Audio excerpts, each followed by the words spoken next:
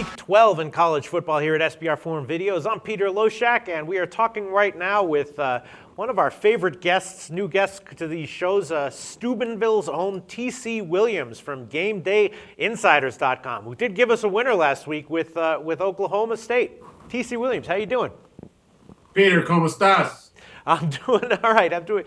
T.C. Williams, you know, at first there was speculation that you just watched a lot of mob movies, but now people are thinking that you actually are connected, that you're mobbed up. Are you mobbed up? Peter, there is no mafia. What are you talking about? I think that's a yes. I think you got your answer there, boys. Okay, well, hey, great pick last week, Oklahoma State, right, TC? Thank you, my friend. I hope I steered you away from that under. Actually, you did not. You did not. I mean, it was based on weather factors. Right. I told you there was a lot of weapons on that field last Saturday. Yeah, there sure are. I tried to steer you, man. Try. Words from the wise. Words from the mobbed up wise. Okay, Kansas State at Baylor is the game that you've taken this week. You know, hugely controversial game. Kansas State is the new #1 ranked team in college football. I'm not sure how much I agree with that, but they are a 11.5 or 12-point road favorite at Baylor. The total is 74. And I guess, you know, my first thought whenever I see a situation like this is whenever there's a team like Kansas State not used to being, you know, the #1 ranked team, and now they become the #1 ranked team, road favorite, double digits, you're always thinking bet the home underdog. Is that what you like here?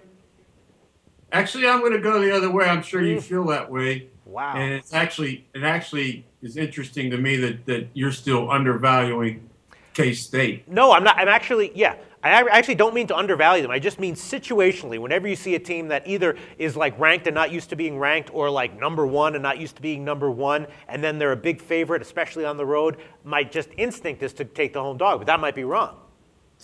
I'll tell you what, you know, from a square bet percentage, this does look like a play that would be going against us. But I call this a tipping point game. Okay.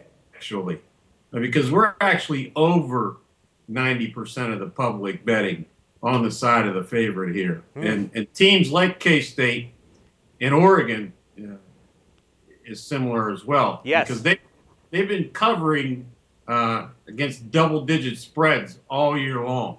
And so it looks like a very square bet. But I just think schematically, this game looks a lot like last week's game that we covered, in that you've got a quality team that scores in all phases of the game. It's going against what's among one of the worst defenses in the nation. And actually, Baylor's defense is worse than West Virginia's. Again, I just feel that K-State is a quality value team.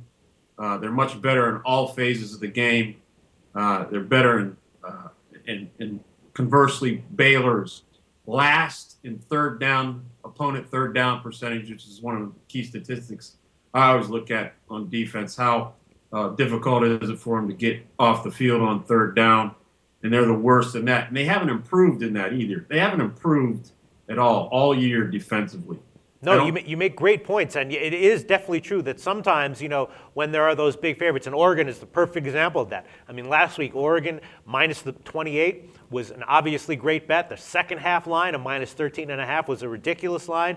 So that does happen, and you're absolutely right. You do see this repeatedly every year with a handful of teams, and this might be one of those situations. You might be right. I like it at 11.5. It's kind of a dead number. I bought in at 11. Right. So if you want to move on it, I'd recommend at 11.5. Sure. Just quickly, so all that talk about like the concussion stuff with the quarterback and everything, that doesn't bother you at all? You think that's nothing?